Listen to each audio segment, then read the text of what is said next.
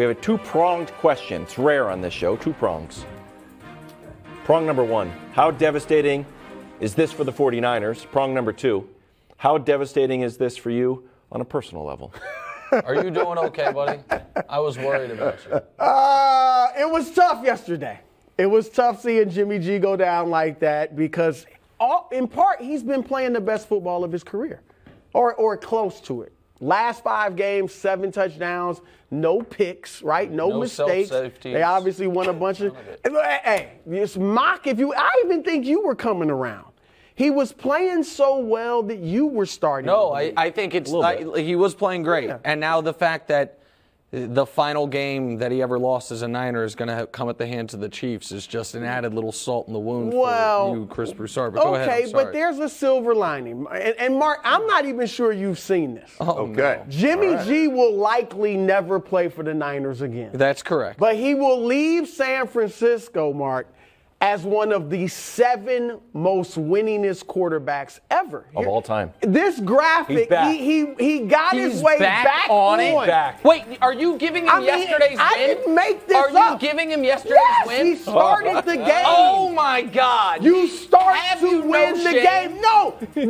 Look, Mark, I don't make the graphic. No. Right. I don't make the facts. Jimmy G put himself on that graphic. Get mad all you want. I know it's some great names, some Hall of Famers, every one of them except him, and I'm not even putting him in the Hall of Fame. I'm just saying, You're not putting him in the Hall of Fame? No, I'm not putting him in the Hall of Fame. Not even putting him in the Pro Bowl. Wow. Give Jimmy G his props. Okay. Because I'm not a quarterback wins guy. Yes, you are. No. Except when you don't have him, you don't win. Yeah. So what happened yesterday? You know what? I was going to save this, Nick. But Dusty, I got another graphic. Because you think the boy wonder Kyle Shanahan, and he's solid. But look, when he doesn't have Jimmy G, he's 9-29. Yeah, but look at the when he names. does, he's 42-19. And you can talk, Trey Lance, Nick Mullins, C.J. Beathard, Brian. Well, guess who's the quarterback now? Brock Purdy. And your boy Brock, one of the things all 4 of those guys have in common, none of them were Mr. Irrelevant. Okay. So then what do you... So you expect now Shanahan's going to win, get to the Super Bowl? Well, what was my Super Bowl pick, Wildes? Well, you had the 49ers going. All right. You sticking with that, Mr. Consistent? There you go. Well, yeah, now I'm going to throw it in your face. Of course. Of course. Without Jimmy G, they're getting to the Super Bowl.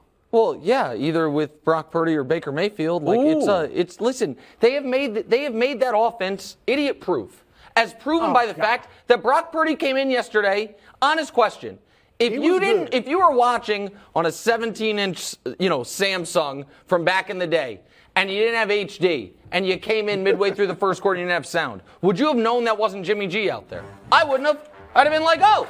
A little quick slant to an awesome skill position guy who is then making people miss. I'm like, oh, it is plug and play. That's an insult to Jimmy G? No, it is simply saying so I don't know if Brock Purdy is going to be able to be just baseline competent. C.J. Beathard and Nick Mullins and Brian Hoyer obviously were not. But if Purdy could be, or if Baker Mayfield could be, and if Baker can do it anywhere, it would be in that offense, the Niners are a juggernaut. They have the best defense in football. They have the best left tackle in football. They have the best trio of tight end, wide receiver, running back in football. They have all of those things. They just, prior to yesterday, hadn't allowed a point in the second half in a month, State. Okay, what was your stat that Jimmy G is playing great? No. 7 touchdowns and no picks. 7 touchdowns, no picks the last 5 games. And in 5 games, he's averaging like 1.2 touchdowns I'm saying he was playing well. Okay, he's playing well. He was playing and some I of his agree with you, and I feel bad for Jimmy G, because Jimmy G's a really, he is one of those guys who is, really well liked, great leadership. He does a lot of things well. Here's the thing about the Niners. They are not built, the way they're built, they're not quarterback dependent. They're not saying, hey, quarterback, go win us a football game.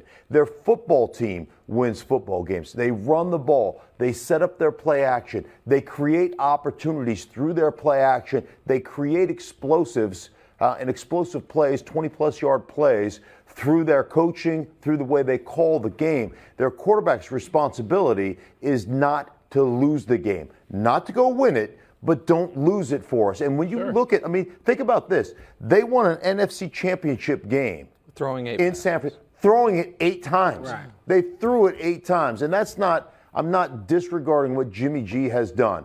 Most of those other guys that you put up there, you know what coaches say about the other guys that you put up? They're going to be great coaches someday, which means they can't really play, right? Hey, that guy's so smart. One day he's going to be a great coach. That means you're not very good. And that's the fact of the matter. I don't know what Purdy will be. Yesterday he looked fine. He looked fine. Did look good. I don't know, but it's not a quarterback dependent. Quarterback-dependent offense. All right. Well, there is a superstar quarterback out there. We had to celebrity. You mean? Well, celebrity. It's interchangeable. Yeah. Baker requested his release, and the Panthers said, "Yeah, cool." Hits waivers at 4 p.m. Here's some details. 49ers are 24th in waiver priority, and Baker would be owed $1.3 million. Yep. Broussard, you've never been a huge Baker guy. Yeah. But you like the 49ers. Well, that's my job. But if you want, I want to ask this specific question. Take it. If Baker goes there and they make the NFC Championship game, will that, and I'm not telling you his numbers. Right. I'm not telling you what he does. Whatever he will does. That change your opinion on Baker Mayfield, the quarterback? You don't get to know what he does. Well, I think you're asking also, will that affect how I think about Jimmy G? And well, I would say, yeah. whether it's Purdy or Baker, they got to get to the Super Bowl. Just getting to the NFC Championship game in this NFC where it's wide open, all the talent. Jimmy G led them to a Super Bowl without Christian McCaffrey. Team, they were good, but not as good as they are now. So for that, they would have to get to the Super Bowl. But as far as Baker, I think they should vet him. Sure. I think they should talk to Christian McCaffrey. How's he in the locker room? Is he well liked? Guys believe in him, or is it a bunch of BS? All that. I would vet him, and I lean toward, I would bring him in there. We'll see how Purdy looks in the next game. I'm not saying I bring him in to start. Yeah, make him your backup. But he played. Look, he does have one playoff win. Yeah. And he played well, and he scared the Chiefs a little bit, right? Yeah. He'll even admit that a few years ago. So I would bring him in. I think he's been humbled enough where he would accept being the backup. Well, I would hope that. There's 2 types of players that play professional sports: those who are humble and those who are about to be. If this doesn't humble you, I don't know what will. Maybe he's feeling dangerous. Maybe that's why he asked for his release. Maybe he's feeling salty about that. But I certainly, one thing I know about Baker, and this is just from meeting with not only with Baker but meeting with his coaches over the years, is he is a really football intelligent guy. So you can give him a list of things in the morning. Here's our, formationally what we're going to do. Here's our route combinations. Here's what each individual route is going to be tagged as, and he can go out there and execute that in the afternoon without missing a beat. So he is a competent professional quarterback that way. Now it's just a matter of growing up, being mature enough to handle the situation. And if you can see over Trent Williams, which is could be difficult at times. But here's the thing. This is why I'm rooting for this to happen. It would be such a wonderful test case. And because some of my favorite people in the media have been following Brew's lead and praying at the altar of quarterback wins. Our guy Acho is huge on it. Brew, you as the elder statesman of the network have led that charge, and now all of a sudden you have a long flock of disciples.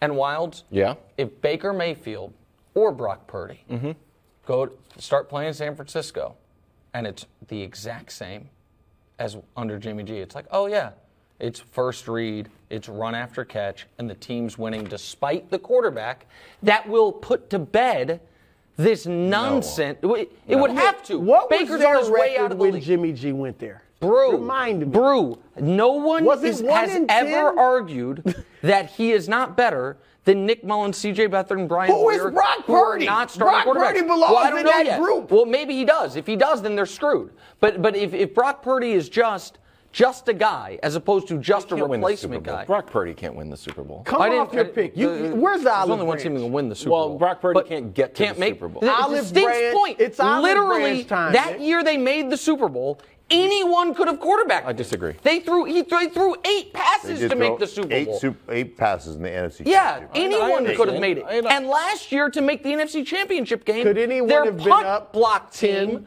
with scored 8 more. minutes left? Their punt block team scored more than their offense. Of course, Tim Tebow beat the Kansas City Chiefs throwing 8 passes in the game that's once, true. too. Yeah, exactly right. That's true.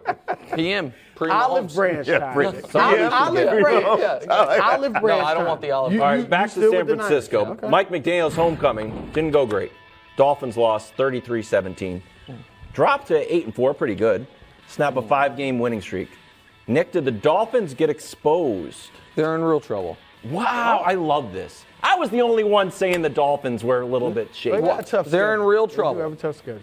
And Wild said last week, I want to see Tua play in the cold. I agree.